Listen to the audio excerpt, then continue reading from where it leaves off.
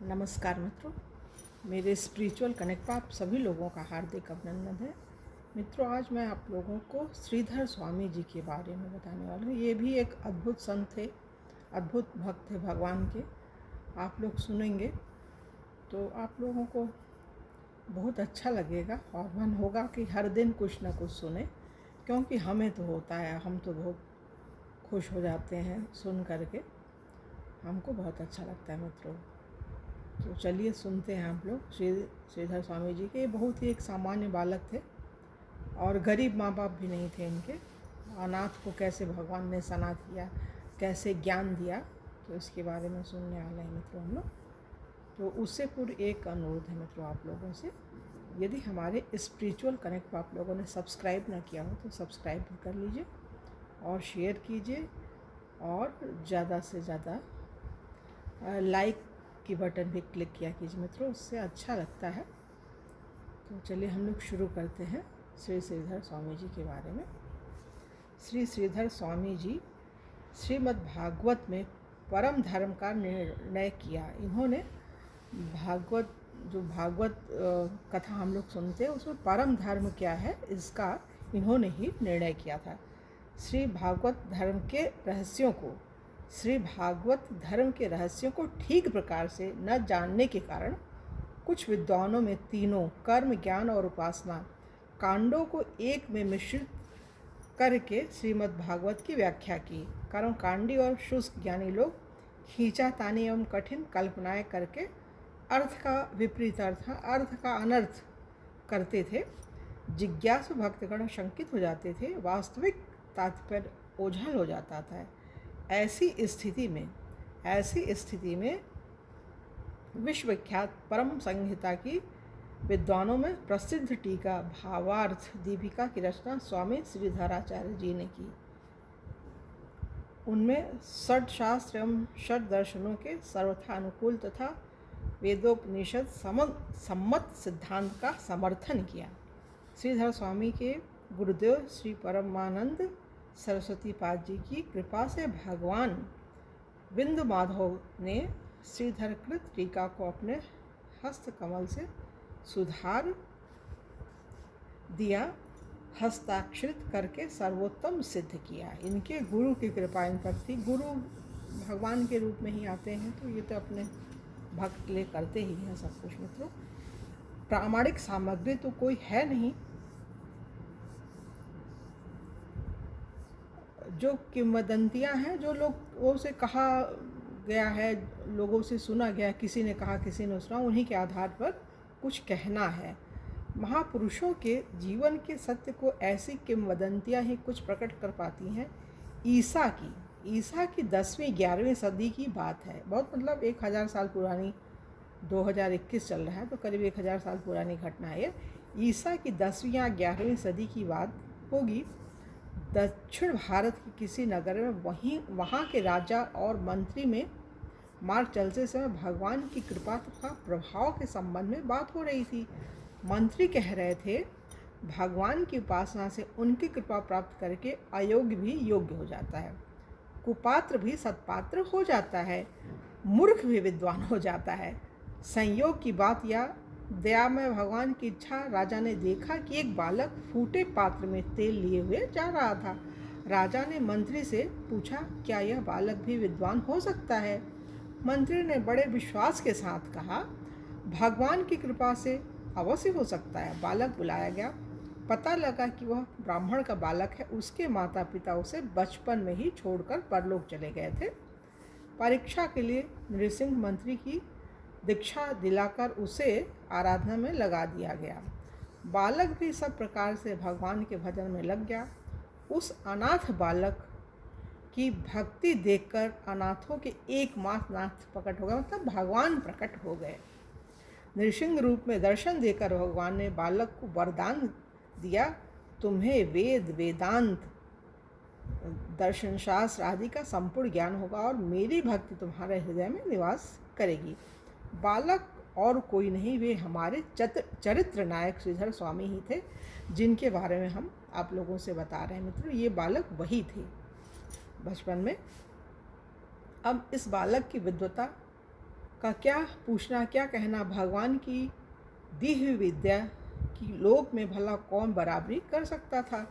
बड़े बड़े विद्वान इनका सम्मान करने लगे, राजा इन्हें आदर देने लगे, धन का अभाव नहीं रहा। विवाह हुआ और पत्नी आई, परंतु भगवान के भक्त विषयों में उलझा नहीं करते और न दयामय भगवान ही भक्तों को संसार के विषयों में आसक्त रहने देते हैं। गृहस्थ होकर भी इनका चित्त घर में लगता नहीं था।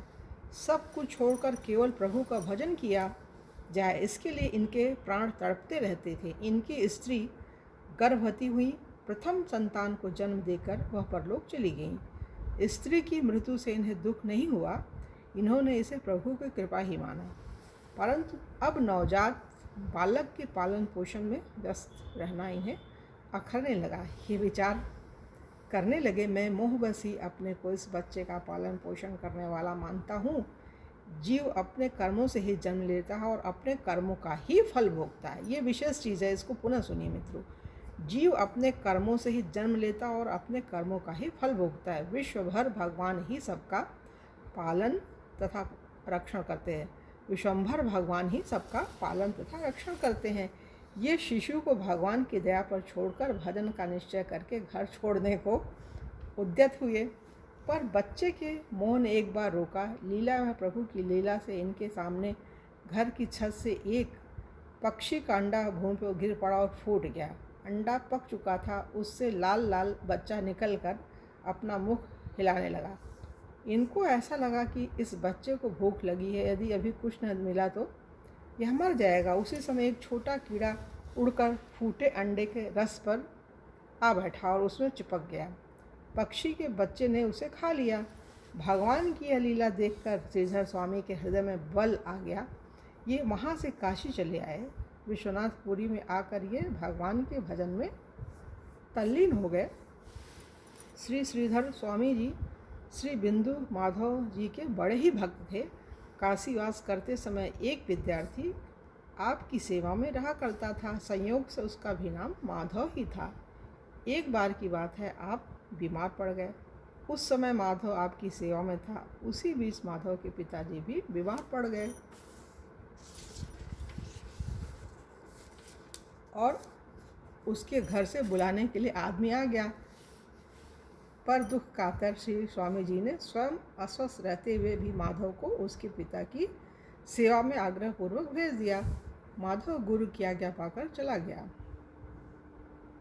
इधर स्वामी जी ज्वर की अधिकता से अचेतावस्था में हो गए और माधव माधव कहकर उसे बुलाने लगे। भक्त वत्सल भगवान अपने भक्ति की पुकार सुनकर इस स्थिति में भला कैसे अनसुनी कर सकते थे। भगवान श्री बिंदु माधव ने विद्यार्थी माधव का रूप बनाया और आ गए सेवा करने। अब विद्यार्थी बने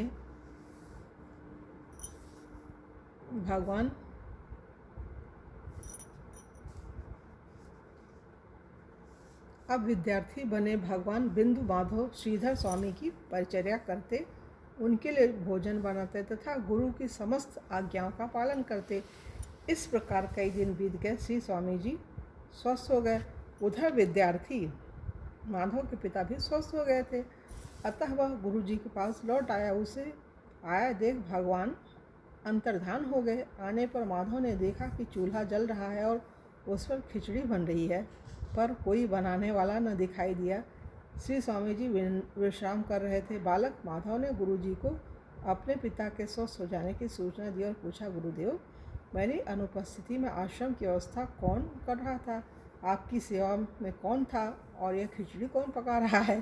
श्री स्वामी जी उसके प्रश्नों को सुनकर आश्चर्यचकित हो गए और बोले, बेटा माधव, तू ही तो मेरे पास था, तू ही तो आश्रम की व्यवस्था भी कर रहा था और तूने ही मेरी सेवा भी की, और अभी भी तूने ही तो चूल्हा जलाकर खिचड़ी चढ़ाई है, फिर मुझसे ऐसे प्रश्न क्यों कर रहा है? माधव ने कहा, गुरुजी, मैं तो आपकी आज्ञा से ही अपने अस्वस्थ पिता की सेवा में गांव गया था, फिर मैंने कैसे आपकी सेवा की? अब श्री श्रीधर स्वामी जी के समझ सारी बात स्पष्ट हो गई। उनको सब समझ में आ गया कि मेरे माधव माधव पुकारने पर आकर मेरी सेवा करने वाले स्वयं भक्त वत्सल भगवान बिंदु माधव ही थे, मतलब भगवान स्वयं ही आए थे।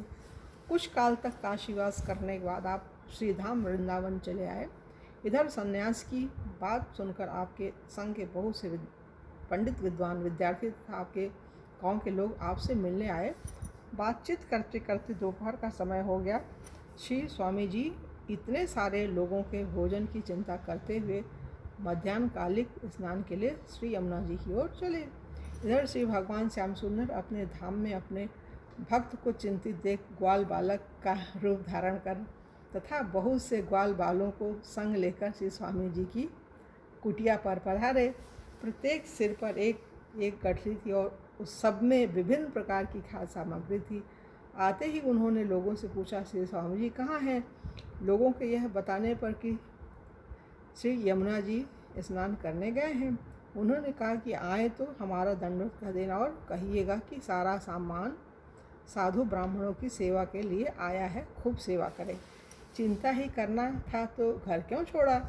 श्री स्वामी जी के आने पर लोगों ने सारी बात बताई और सीधा सामग्री दिखाई। श्री स्वामी जी समझ गए कि ग्वाल के रूप में आने वाले और कोई नहीं बल्कि भक्तों का योगक्षेम वहन करने वाले उनके श्याम सुंदर ही थे। तो विश्वम्भर हैं, भगवान हैं, तो सब करते ही हैं। गीता, भागवत, विष्णु पुराण पर श्रीधर स्वामी की टीकाएँ मिलती हैं। इनकी टीकाओं में भक्ति तथा प्रेम का अखंड प्रवाह है। एकमात्र श्रीधर स्वामी ही ऐसे हैं कि जिनकी टीका का सभी संप्रदाय के लोग आदर करते। ये विशेष चीज़ है, इसको पुनः सुनिए मित्रों। एकमात्र श्रीधर स्वामी ही ऐसे हैं जिनकी टीका का सभी संप्रदाय के लोग आदर करते हैं।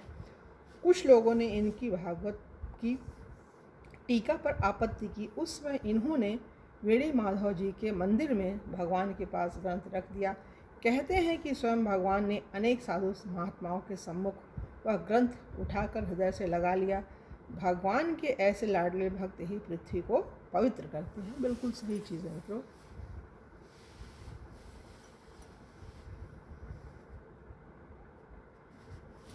तो यहाँ पर इनका ये हो रहा है और इस घटना का वर्णन भक्तमाल के टीकाकार श्री प्रियादास जी ने अपने एक कवित्त में इस प्रकार किया है। तो ये थोड़ा सा सुन लीजिए मित्रों, ये थोड़ा अच्छा लग रहा है हमको। ये जो घटना घटी है इनके जीवन की, तो इसके बारे में श्री प्रियादास जी ने अपने टीका में लिखा है। उसको पंडित समाज बड़े बड़े भक्त राज जीते, पंडित समाज बड़े बड़े भक्त राज जीते, भागवत टीका करी आपस में रिझिए, भाइयों जो विचार काशी पूरी अविनाशी, माझ सभा अनुसार जोई सोई लिखी दीजिए। ताको तो प्रमाण भगवान बिंदु माधव जी हैं साधव, यही बात धरी मंदिर में लीजिए। धरे सब जाय प्रभु सुनकर बनाए दियो, कियो सर्व ऊपर ले चलो मति दीजिए। मित्रों यहाँ पर ये इनकी महिमा पूरी हो रही श्रीधर जी की। श्री श्रीधर स्वामी जी इनका ये हो रहा है। और इसके बाद मित्रों अगले उसमें बिल्वमंगल जी के। बिल्वमंगल जी का हम सभी लोगों ने खूब नाम सुना है, हमने भी सुना है, तो इनके बारे में कल बताएंगे ये। लेकिन श्री माधव जी का हमने एक दो बार इसको भक्तमाल में सुना है, याद उतना नहीं, मतलब एक लगातार नहीं सुना है, मतलब कि जो संत हैं उनके मुंह से एक प्रसंग बस थोड़ा सा सुना था हमने। श्री बिल्वमंगल जी हैं तो इनके बारे में भी बता देते हैं। इनको एक दूसरा वीडियो बनाते हैं तो इनके बारे में बताते हैं। तो तब तक के लिए जय हिंद, जय माधव, ओम नमः शिवाय, ओम शांति।